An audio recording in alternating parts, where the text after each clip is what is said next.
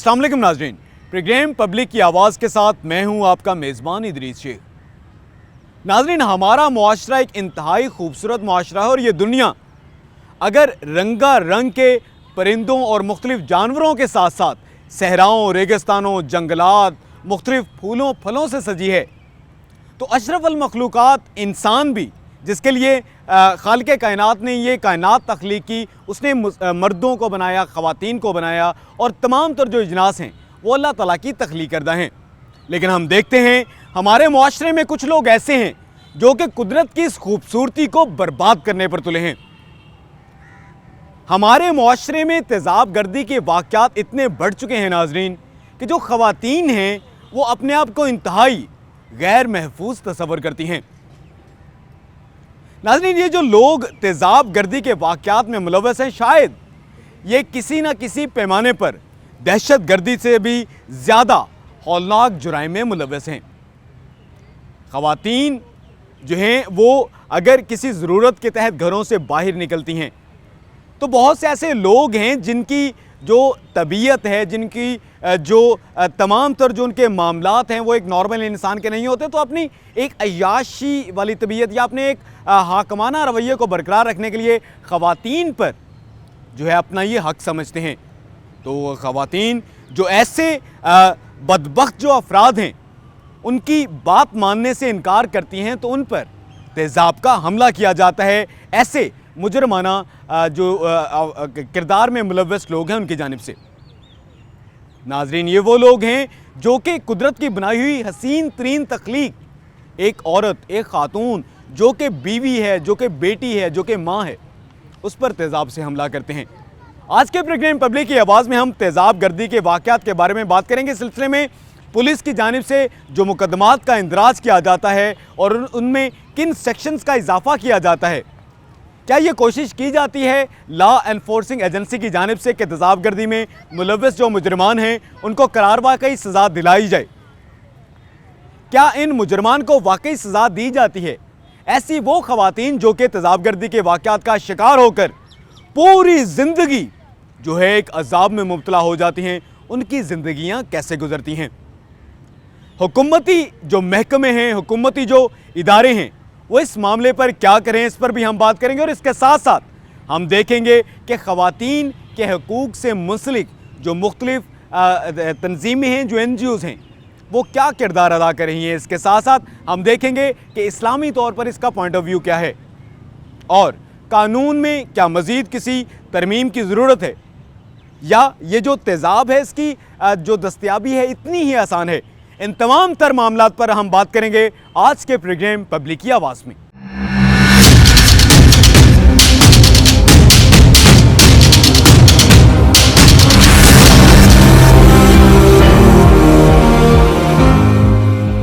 नाज़रीन, ये जो तेज़ाब है ये सुनने में तो इंतहाई एक मामूली और आम चीज़ लगती है, लेकिन इसके जो असरात हैं वो इतने शदीद खौफनाक हैं कि शायद दहशत गर्दी के वो नुकसानात ना हों जो ये सिर्फ़ एक तेज़ाब कर सकता है।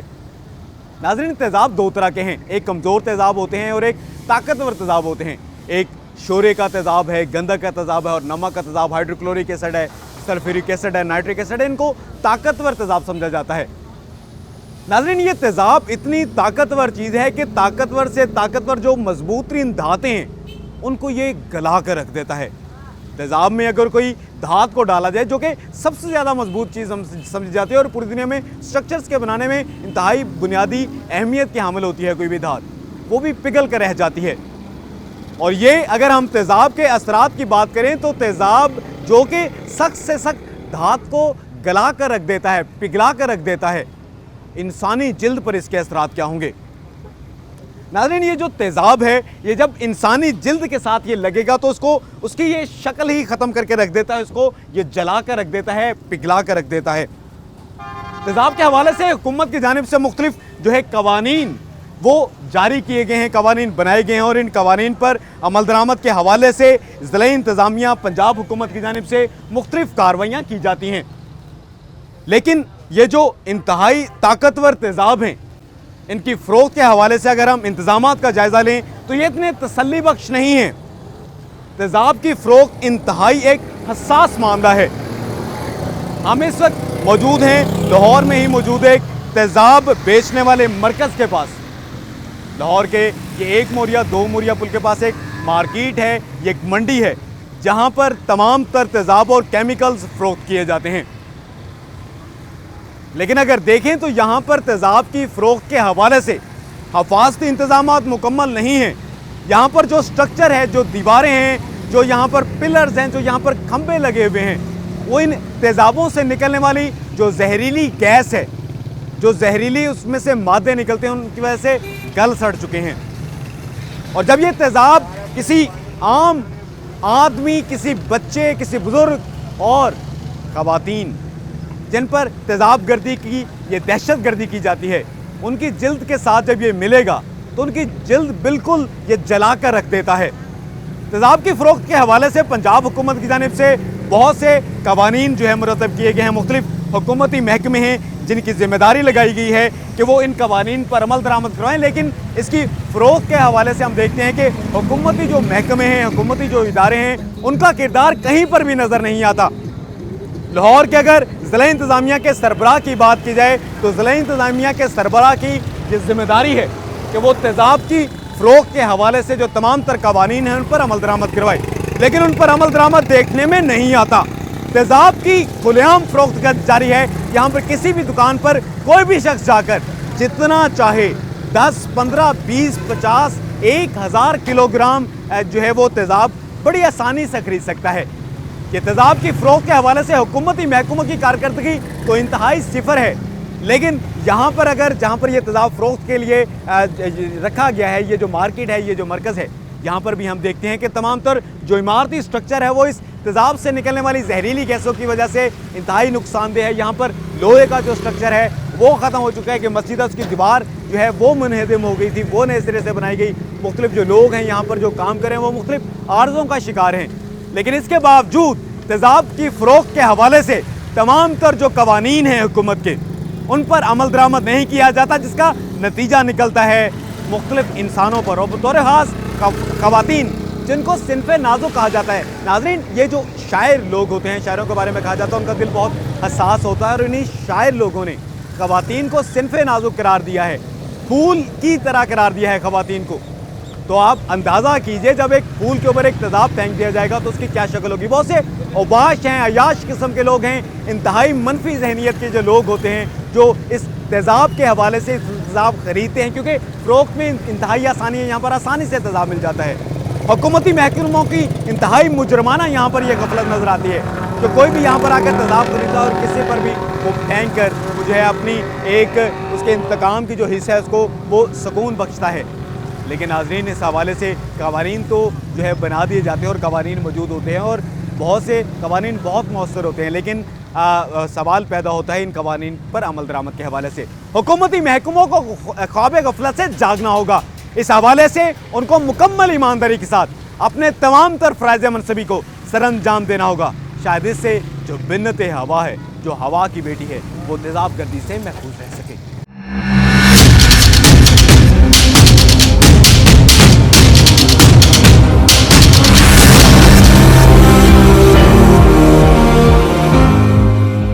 ناظرین، خالق کائنات کی سب سے خوبصورت تخلیق ایک عورت کو سمجھا جاتا ہے۔ شاعروں نے اگر اپنی شاعری کی ہے جن کے بارے میں کہا جاتا ہے کہ وہ سب سے حساس دل رکھتے ہیں، تو انہوں نے ایک عورت کی تعریف کو ہی بیان کیا ہے۔ اسی طرح سے اگر ہم دیکھیں تو دنیا کے جو سب سے بہترین فن پارے ہیں مصوروں کے، وہ بھی خواتین ہی کے ہیں، جبکہ داستان گوئی، نثر نگاری، کوئی بھی فنون لطیفہ کی صنف ایسی نہیں ہے جو کہ عورت کی تعریف کے بغیر ہو۔ لیکن ہم دیکھتے ہیں کہ کچھ ہمارے معاشرے میں ایسے سیاہ اعمال والے بھی افراد موجود ہیں جو کہ خالق کائنات کی اس خوبصورت ترین تخلیق کو بگاڑنے کے مرتکب ہوتے ہیں۔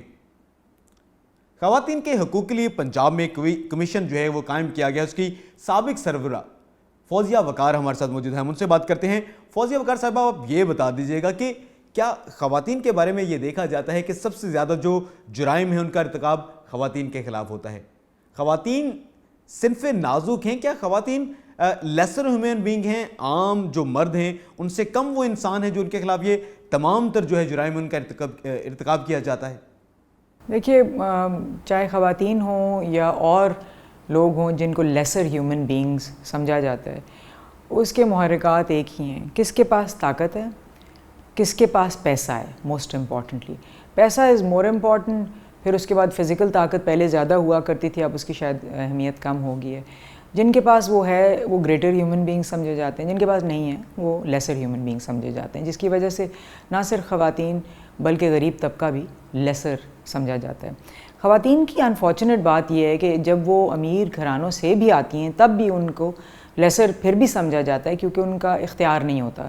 جو خاندانی بھی دولت ہے اس کے اوپر بھی ان کا اختیار نہیں ہے، فیصلہ سازی میں ان کا اختیار نہیں ہے، جس کے نتیجے میں وہ کم ملازمتوں پہ ہوتی ہیں، وہ کم پوزیشنوں پہ ہوتی ہیں. ملازمت میں اگر آ بھی گئی ہیں تو اونچی پوزیشنز پہ کم ہوتی ہیں، اور جس کی وجہ سے وہ سوسائٹی میں چینج کو نہیں ڈرائیو کر سکتی. سوسائٹی میں چینج وہی ڈرائیو کرتے ہیں جن کے پاس پیسہ ہے، اثر و رسوخ ہے. عورتوں کے پاس نہیں ہے، تو اس لیے یہ ایک وجہ ہے میرے خیال سے. جو اچھا فوزیہ وقار صاحب، آپ یہ بتا دیجئے گا کہ آپ نے یہ ایک نشاندہی کی کہ قانون موجود ہے، اور اس کے بارے میں ہم یہ بھی دیکھتے ہیں کہ اینٹی ٹیررزم ایکٹ 1997 کی سیکشن 7 کے تحت بھی جو ہے وہ مقدمات کا اندراج کیا جاتا ہے ایسر اٹیکس کے حوالے سے. تو یہ آپ نے نشاندہی کی ہے کہ ایسے جو مرد ہیں یا جو ایسی خواتین ہیں، مور دین 90% آپ ہی نے نشاندہی کی کہ خواتین کے خلاف اس جرم کا ارتکاب کیا جاتا ہے. تو کیا قانون میں کوئی اس سلسلے میں آپ مزید ترمیم کو ریکمینڈ کرتی ہیں کہ ایسے جو وکٹمز ہیں ایسر اٹیکس کے، ان کی جو تمام تر علاج معالجہ ہے، ان کی بحالی، ان کو معاشرے کا سودمند شہری بنانے سے متعلق مزید کسی قانونی ترمیم کو آپ ضروری سمجھتی ہیں؟ اس کے ساتھ ساتھ آپ یہ بھی بتا دیجیے گا جو کہ کمیشن قائم کیا گیا تھا پنجاب حکومت کی جانب سے، اس وقت اس کا سٹیٹس کیا ہے؟ کیا واقعی اس وقت پنجاب میں اس کمیشن کے تحت خواتین کے حقوق کا تحفظ کیا جا رہا ہے؟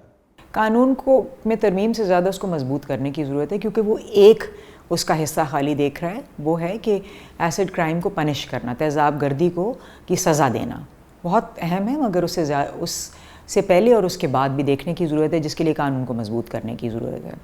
دوسرا، ہمارے ہاں ایک بہت چیز جو دیکھی گئی ہے، ہم خوش قسمت ہیں کہ ہمارے پاس اچھے قوانین ہیں، مگر ان کے اطلاق کے اوپر بہت کم فوکس ہے، جس کی وجہ سے ہم روز سے روز ترامیم لے کے آ رہے ہیں قانون میں، مگر اس کے اطلاق کے اوپر ہم فوکس نہیں کر رہے ہیں، جس کی وجہ سے کیا ہو رہا ہے، کرائم اسی طرح سے جا رہا ہے، کوئی اس میں کمی نہیں آئی ہے، بلکہ اب آپ دیکھ رہے ہیں کہ ایک خوف سا طاری ہو گیا، کیونکہ crimes against women and children, عورتوں اور بچوں کے خلاف کرائمز بڑھ گئے ہیں. تو قانون کے اطلاق پہ فوکس بہت ضروری ہے. قانون کا اطلاق ریاست کراتی ہے، سوسائٹی کے ریپرزینٹیٹیوز ہیں اہلکار ریاست کے، اور ریاست کے ادارے اس کے ذمہ دار ہوتے ہیں.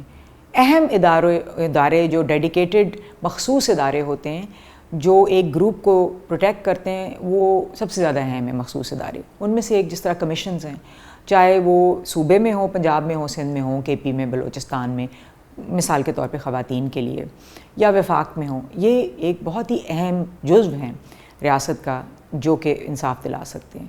پنجاب میں یہ ادارہ قائم ہوا commission on the status of women 2014 میں، ویمن ڈیولپمنٹ ڈپارٹمنٹ کے تحت. بہت اچھا اس میں کام ہوا، کیونکہ اس میں فیکٹس اکٹھے کیے گئے، شہود آئے کہ جی خواتین کہاں پہ کھڑی ہیں، ان کو کہاں لے کے جانا ہے، تاکہ پلاننگز ہو، جو بھی پلاننگ ہو رہی ہے وہ اس کے مطابق ہو جو ہمیں شہود ملتے ہیں، یا جو ایویڈنس ملتا ہے جیسے کہتے ہیں، شواہد ملتے ہیں. مگر مسئلہ یہ ہے کہ بہت ساری اور جو اداروں کی طرح یہ ادارہ بھی اس وقت 2019 سے لے کے اور ابھی تک بغیر کسی سربراہ کے پڑا ہوا ہے. اور بغیر کسی سربراہ کے ہونا ایک بہت بڑا مسئلہ اس لیے ہے اس ادارے کے لیے، کیونکہ اس کا پرنسپل اکاؤنٹنگ آفیسر جو ہے، اس کی principal accounting officer chairperson ہوتی ہے، سربراہ ادارے کی جو چیئر پرسن ہے. جب تک وہ اوکے نہیں کریں گی، بہت سارے خرچے نہیں ہو سکتے، بہت سارے فیصلے نہیں ہو سکتے. ساتھ ہی ساتھ ممبران، اس کے بہت بورڈ کے ممبران بڑے اہم ہوتے ہیں. اس وقت کوئی ممبر نہیں ہے، تو ادارہ بالکل فعال نہیں ہے اس وقت. ڈے ٹو ڈے چورز جو کہ جونیئر افسران یا جونیئر سٹاف کر سکتا ہے، وہ شاید کر رہے ہیں اس کو بس چلانے کے لیے، مگر جو اہم فیصلے ہیں، اہم کام ہیں، ان میں بہت تاخیر بھی ہے، اور وہ بند پڑے ہوئے ہیں، اس لیے کہ جو ڈیسیجن میکنگ باڈی ہے اوپر، بورڈ ممبرز اس کے اور چیئر پرسن، وہ اس وقت ایبسنٹ ہیں کوئی 2 سال سے اوپر کے عرصے سے.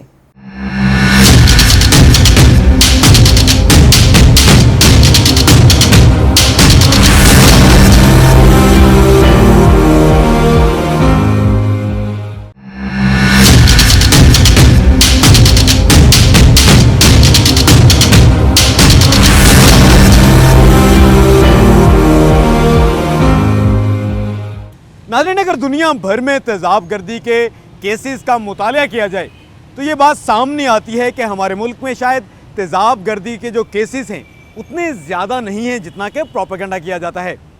لیکن اگر اس کے مقابلے میں دیکھا جائے جو ترقی یافتہ ترین ممالک ہیں وہاں پر تیزاب ایک باقاعدہ بہت ہی مؤثر ہتھیار بن کر سامنے آ چکا ہے.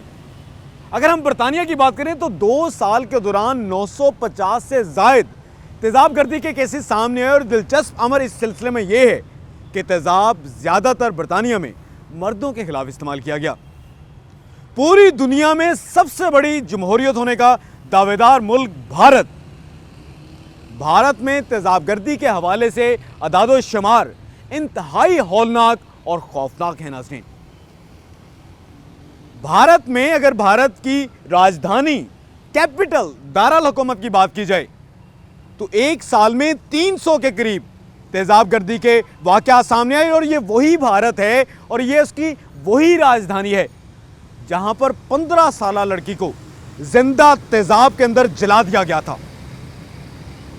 ناظرین، ہر 90 منٹ کے بعد بھارت میں ایک خاتون کو جہیز نہ لانے کی پاداش میں قتل کر دیا جاتا ہے اور اسی بھارت میں ہر 15 منٹ کے بعد ایک خاتون زیادتی کا شکار ہوتی ہے.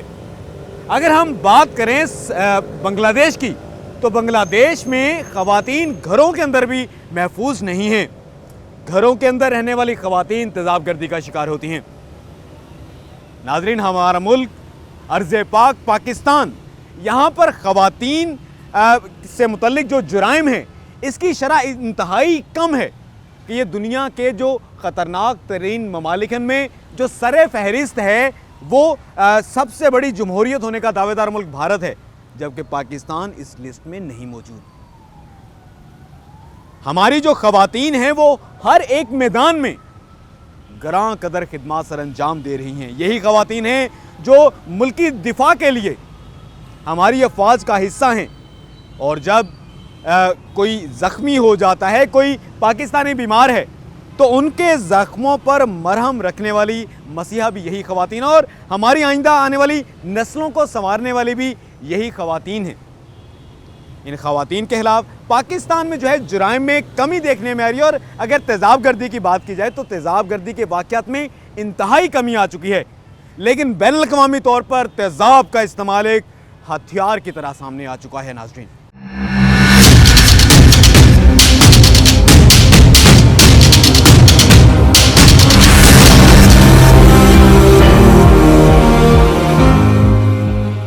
ناظرین، عورت کو جو اسلام میں مقام دیا گیا اس سے پہلے کے مذاہب میں ملا، نہ ہی اس سے پہلے کسی تہذیب میں ملا. اسلام جو ہے وہ ایک عورت کو وہ مقام دیتا ہے جو کہ ایک مرد کا مقام ہے. عورت کے حقوق کی مکمل طور پر اگر حفاظت تاریخ میں کبھی سامنے آئی تو وہ اسلام میں آئی. ہمارے ساتھ اس وقت موجود ہیں جماعت اسلامی کی مرکزی رہنما سمیہ راحیل قاضی. ہم ان سے بات کرتے ہیں اور ان سے جاننے کی کوشش کرتے ہیں اس حوالے سے. سمیہ راحیل قاضی صاحب، آپ یہ بتا دیجیے گا کہ عورت کا کیا مقام ہے اسلام میں اور ہمارے معاشرے میں یہ دیکھا گیا کہ بہت سے جرائم کا ارتکاب کیا جاتا ہے خواتین کے خلاف. عورت کا اسلام اور معاشرے میں کیا سٹیٹس دیکھتی ہیں آپ؟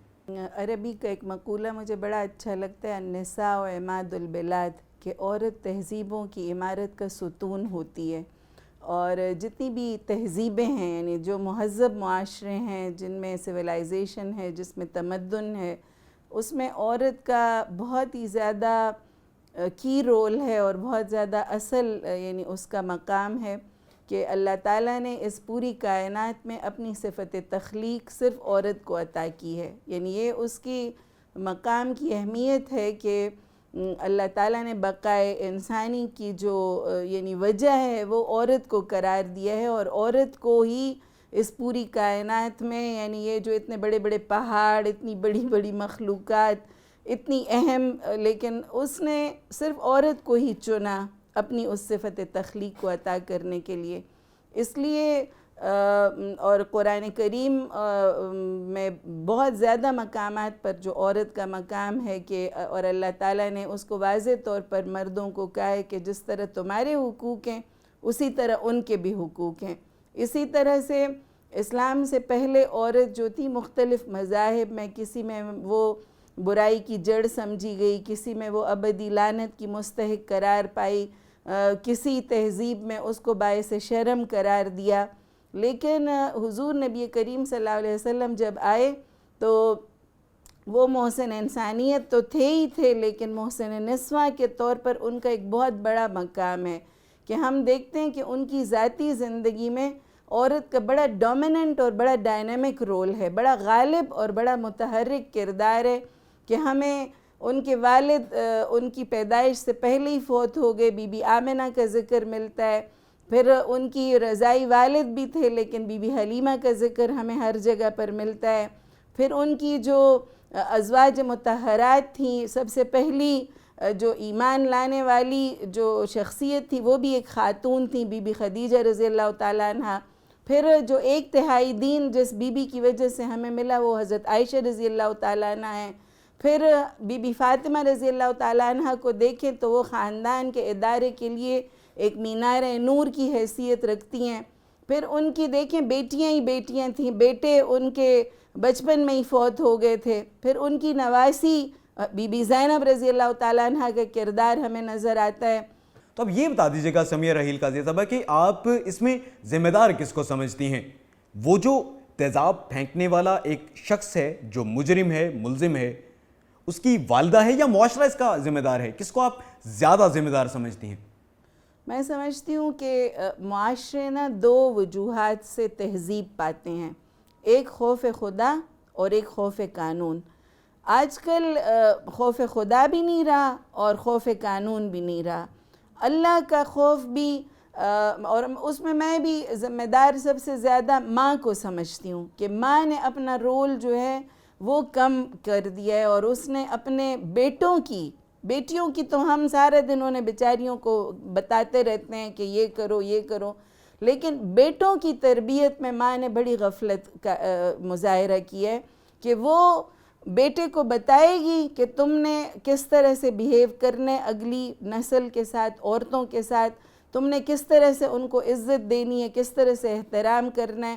ہم بیٹیوں کو تو بتاتے رہتے ہیں کہ تم نے دوسرے گھر جا کے کس طرح بیہیو کرنا ہے، لیکن ہم بیٹوں کو کبھی بھی نہیں بتاتے کہ تم نے دوسرے گھر سے جب بچی لے کے آؤ گے تو اس کے ساتھ کس طرح سے بیہیویئر یعنی کرنا ہے، اور اس کو کتنی عزت دینی ہے، کتنی محبت دینی ہے. میرے آغا جان کہتے تھے کہ ایک روایت میں ہے کہ عورت پسلی سے تخلیق ہوئی ہے، تو پسلی جو ہے وہ دل کے قریب اور بازو کے نیچے ہوتی ہے. اس کو محبت اور اس کو احترام اور اس کو عزت دی جائے، اس کی حفاظت کی جائے تو ہر ناممکن کام کو ممکن کر جاتی ہے.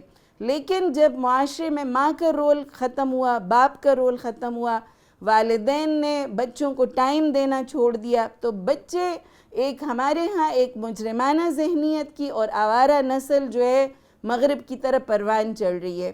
اس میں سمجھتی ہوں کہ جتنی بھی یہ تیزاب گردی کے واقعات ہیں، جتنے بھی تشدد کے واقعات ہیں، وہ ہمارے معاشرے میں اس میں میڈیا کا بھی بہت بڑا رول ہے کہ جو اس میں جس طرح کے ڈرامے بتائے جاتے ہیں، جس طرح کی فحش فلمیں دکھائی جاتی ہیں، جس طرح سے ان کو جرائم کے نت نئے طریقے بتائے جاتے ہیں، اور جس طرح سے عورت کو ایک کموڈٹی اور ایک لطف لینے کی چیز اس کو بنا دی ہے، اس کے غالب کردار کی بجائے اس کو ایک یعنی ایک عورت کو ایک چیز سمجھا گیا ہے. وہ ایڈورٹیزمنٹ ہو، وہ ایک بلیڈ کا اشتہار ہو، وہ ایک موٹر سائیکل کا ایک ٹائر کا اشتہار ہو، عورت کے بغیر عورت کو انہوں نے نمود و نمائش کی جو چیز بنا دی ہے. میں سمجھتی ہوں کہ سب ذمہ دار ہیں.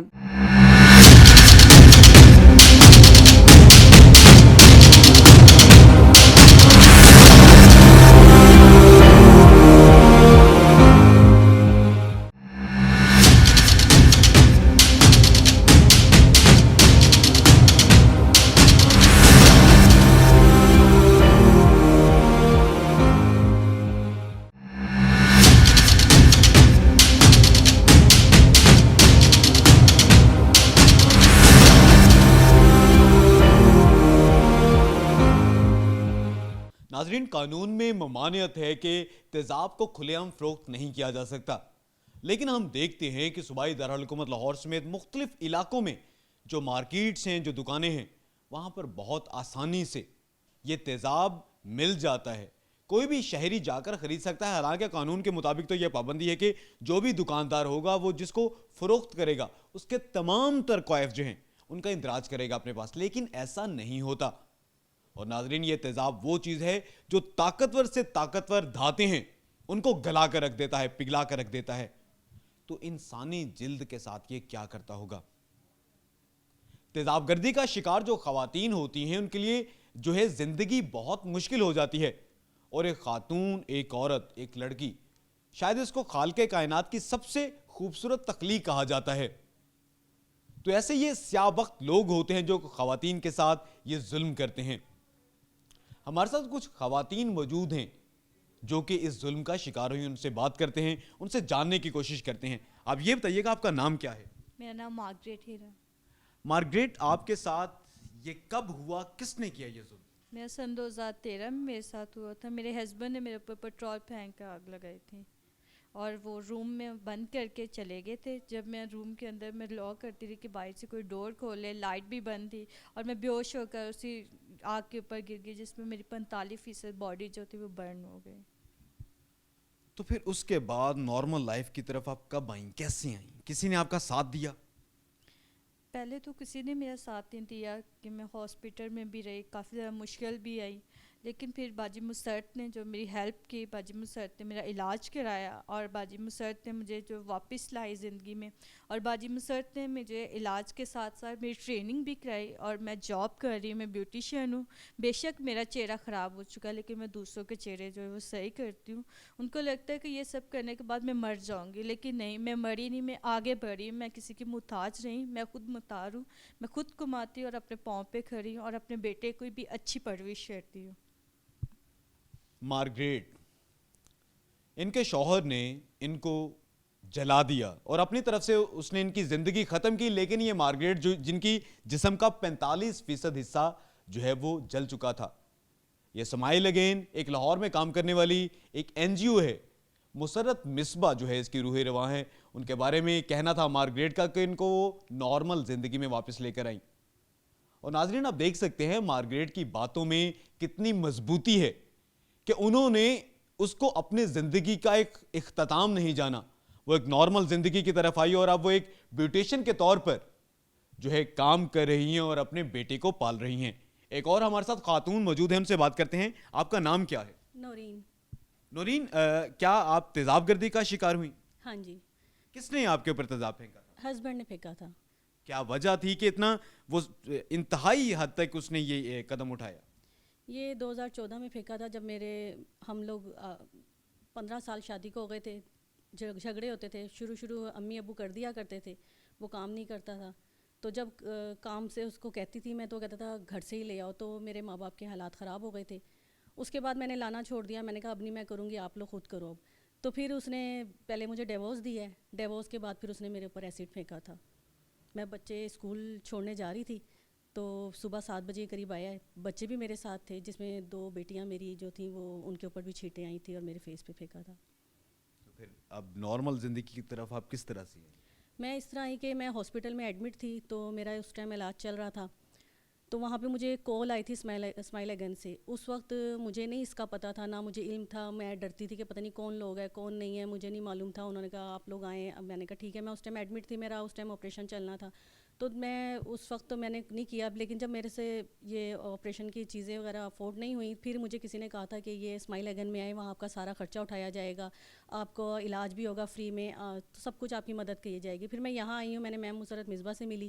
میں یہاں آئی تو مجھے یہاں میڈم نے حوصلہ دیا کیونکہ میں بالکل ٹوٹ چکی تھی. مجھے ایسا لگتا تھا جیسے پتہ نہیں یہ صرف میرے ساتھ ہی ہوا ہے. لیکن جب میں نے یہاں آ کے ان لڑکیوں کو دیکھا تو مجھے ہمت ملی، حوصلہ ملا. اور پھر میڈم نے مجھ سے پوچھا کہ آپ نے اپنے پاؤں پہ کھڑا ہونا ہے تو آپ نے کیا کام کرنا ہے، آپ کو سلائی سکھا دوں. میں کہا مجھے آتی ہے وہ، لیکن میں آنکھ کی وجہ سے اب نہیں کر سکتی. انہوں نے کہا کیا کرو گی. میں نے کہا مجھے پارلر کا شوق ہے، مجھے بوٹیشین بنا دے. تو انہوں نے مجھے سارا کورس کروا کے دیا اور میرے اب گھر کے اندر میرا اپنا خود کا سیلون ہے اور میں اپنی بچیوں کی خود کفالت کر رہی ہوں. تو آپ کی بچیوں پر بھی تیزاب گرا تھا، وہ جو آپ نے بتایا کہ آپ اسکول چھوڑنے جا رہی تھیں، تو آپ کی بچیوں کیا بچ گئیں وہ اس معاملے سے؟ हाँ जी, अल्लाह का शुक्र है, सर्दियाँ थी तो कोट वगैरह पहनी हुई थी, तो सिर्फ बाजुओं पे हल्की फुल्की छींटें आई थी, लेकिन वो ज़ख़म ऐसे हैं कि वो जब याद करती हैं तो बाप से नफ़रत करती हैं अब। तो ये उस आपके साहब शौहर की अपनी बेटियां थी जिनके ऊपर तेजाब गिरा? हाँ जी, 3 बेटियां हैं मेरी, तो 2 बेटियों के साथ इस तरह हुआ था, लेकिन अब वो उनसे बात नहीं करती, वो कहती हैं आप हमारे बाप नहीं और ना हमसे रब्ता करें, अब हमारी माँ हमारा सब कुछ करे तो हमारी माँ ही हमारी ज़िंदगी है अब। नाज़रीन, ये थी नौरीन, जो कि अपने साहब का शौहर, और शौहर भी वो कि इनका ये कहना था कि इनके घर के तमाम तर जो मामला थे, तमाम जो अखराजात थे, इनके वालिदैन पूरे करते थे, और इनका जो साहब का शौहर था वो बिल्कुल काम नहीं था करता। और जब इनके वालिदैन ने मजबूर किया उसको कि वो खुद से काम करे और अपनी जिम्मेदारियां खुद उठाए, तो उसने उससे इनकार कर दिया। नतीजा तलाक की सूरत में निकला, और तलाक के बाद भी उस शख्स के दिल में जो था वो इंतकाम जागता रहा, और उसने उस अपनी साबका बीवी और उसकी हमेशा रहने वाली औलाद की माँ के ऊपर तेजाब से हमला किया, जिसकी जद में उसकी अपनी बेटियां आ गई। लेकिन नौरीन, नाज़रीन, ये एक हिम्मत का और ये एक एतमाद का पैकर हैं हमारे पास, जो कि उन्होंने उस तेजाब गर्दी के वाक़े को अपनी ज़िंदगी का एक इख्तितामी बाब नहीं समझा, और उसके बाद ये स्माइल अगेन जो NGO है उसके ज़रिए उन्होंने अपनी ज़िंदगी नए सिरे से शुरू की, और आज वो एक सूदमंद शहरी हैं, और वो जो ख़वातीन हैं हमारे माशरे की, जो कि अपनी मज़ीद खूबसूरती चाहती हैं, उसमें इजाफे के हवाले से वो जो आम ख़वातीन हैं उनकी वो मदद करती हैं। उनको मज़ीद से मज़ीद कैसे खूबसूरत बनाया जा सकता है, वो अपने ब्यूटी सैलून में वो आम जो ख़वातीन हैं उनको मज़ीद खूबसूरत बनाती हैं। एक और हमारे साथ खातून मौजूद है, उनसे बात करते हैं। आपका नाम क्या है? मेरा नाम परवीन है, मैं गुलबर्ग 5 में रहती हूँ, और मेरे खावंद के साथ अक्सर ही लड़ाई झगड़ा रहता था। वो भी काम नहीं करते थे, वो कह रहे थे हमारा माँ बाप से अपने से लेकर आओ, ठीक है। मेरे भाई उस टाइम कमाते थे, जब उनकी शादियाँ हुई, उनके अपने बच्चे हो गए, तो फिर लड़ाई झगड़ा, फिर गैर और उसके साथ उसका तल्लक था।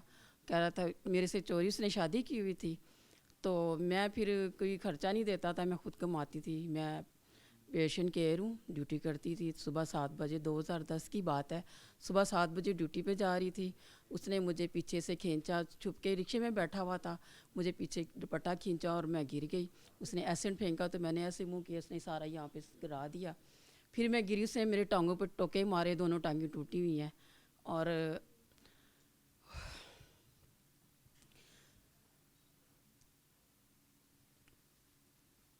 तो उसके बाद किसी ने बताया कि तुम्हारी बेटी वहाँ पे मरी पड़ी है, तो उसके बाद हॉस्पिटल चली गई। मुझे तो कुछ पता नहीं था, बेहोश थी मैं पड़ी। तो उसके बाद हमें स्मेल के इनका बताया कि आप उधर जाएं, उन्होंने हम इधर आए। उस टाइम तो मैं हॉस्पिटल में थी, जब थोड़ा थोड़ा चलना शुरू हुई तो मैडम के पास ही, मेरे शरबाब के साथ मैडम ने हमारी बहुत हेल्प की है।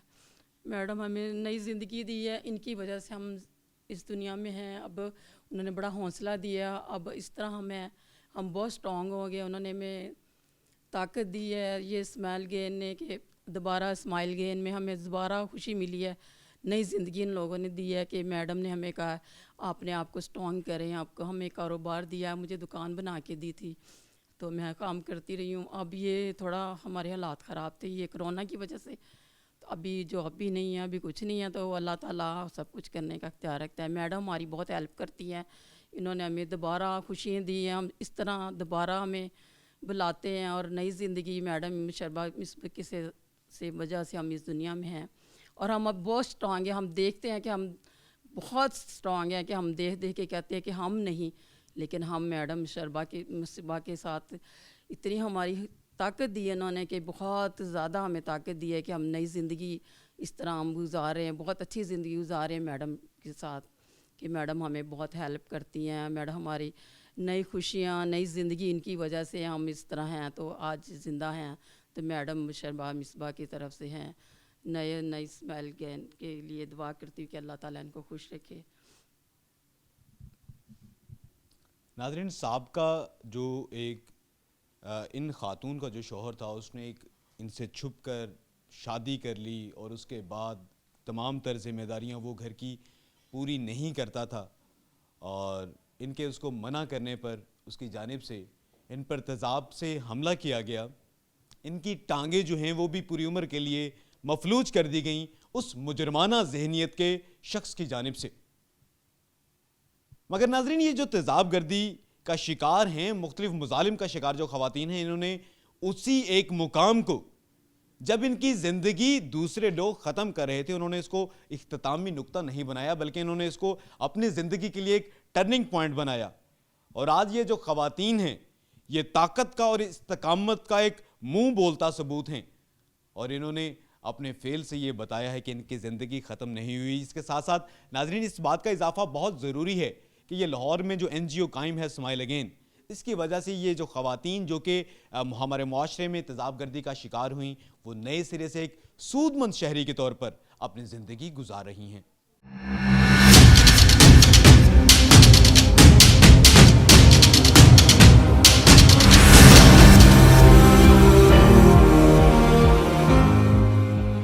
नाज़रीन, आज के प्रोग्राम पब्लिक की आवाज़ में हमने बात की तेज़ाब गर्दी के वाक़यात पर। हमने जो कुछ मुतासरा ख़वातीन थीं जिनकी ज़िंदगी हमेशा के लिए अज़ाब बना दी गई इन कुछ मुजरमाना ज़हनियत के लोगों की वजह से, उनसे भी हमने बात की और उनसे हमने जानने की कोशिश की कैसे वो कौन से अवामिल थे जिनकी वजह से वो तेज़ाब गर्दी का शिकार हुई। ऐसे मुजरमान के सज़ा के हवाले से भी हमने अदाद शुमार देखा और हमने ये देखा कि पूरी दुनिया में ये जो तेज़ाब है, जिसको शायद इसलिए जो है ईजाद किया गया था कि मुख्तलिफ कीमियाई अवामिल को मुकम्मल किया जा सके, लेकिन इसने इंसानों की ज़िंदगी को कितना सख्त नुकसान पहुंचाया है, इसके बारे में भी हमने बात की। हमने जो इस्लामी नुक्ता नज़र है उसके बारे में भी जो है तफसील से बात की और ये जानने की कोशिश की कि क्या खातून या औरत, उस लड़की, उस औरत, उस बच्ची में कोई मसला होता है जिसकी वजह से वो तेज़ाब गर्दी का शिकार होती है। क्या कुछ इस्लामी तालीमात ऐसी हैं जिन पर अमल करके जो है ये तेज़ाब गर्दी के वाक़या से बचा जा सकता है? क्या कानून में कोई लकूनास मौजूद हैं? क्या कानून कुछ में उसमें ऐसी कमी है? क्या मज़ीद तरमीम की ज़रूरत है जिसकी वजह से ये तेज़ाब गर्दी में मुलव्वस जो इंतहाई बदबख्त अनासिर हैं उनको करार वाकई सज़ा नहीं मिल पाती? नाज़रीन, इसके बारे में हमने जो है कानूनी राय भी ली और इसके बारे में हमने ये भी देखा कि जो पुलिस की जानिब से मुख्तलिफ मुकदमात का इंदराज किया जाता है, तो क्या उन तमाम तर मुकदमात में मुजरिमान को सज़ा होती है? कि ऐसे वो लोग जो कि एक खातून को तेज़ाब का निशाना बना देते हैं, क्या उनको वाकई सज़ा मिलती है? और नाज़रीन, ये जो सज़ा और जज़ा का निज़ाम है, ये सिर्फ़ और सिर्फ इसलिए कायम किया जाता है ताकि आइंदा ऐसे वाक़यात ना हो। तो क्या इस तमाम तर प्रोसिक्यूशन के और ये तमाम तर जुडिशल सिस्टम के बाद क्या ऐसे वाक़यात में कमी आई है? इसके बारे में भी हमने बात की। तेज़ाब गर्दी के जो बढ़ते हुए वाक़यात हैं, इनके बारे में अगर हम देखें तो हम ये देखते हैं ये चंद बदबख्त अफराद हैं, लेकिन ऐसी भी हमने ख़वातीन देखी कि जो ये तेज़ाब गर्दी के वाक़यात के बाद जिन्होंने दोबारा अपनी नए सिरे से ज़िंदगी शुरू की और आज वो इस मुआशरे की सूदमंद शहरी हैं। इस्लाम हमें क्या पैगाम देता है, इसके बारे में भी हमने तफसील से बात की और कानूनी तमाम तर जो कमज़ोरियाँ हैं, मज़ीद अगर आइनी तरमीम की ज़रूरत है उसके बारे में भी बात की आज के प्रोग्राम पब्लिक की आवाज़ में। आइंदा हफ्ते हम मज़ीद किसी पब्लिक इशू को उजागर करेंगे और उसके बारे में देखेंगे और सुनेंगे कि पब्लिक की आवाज़ क्या कहती है।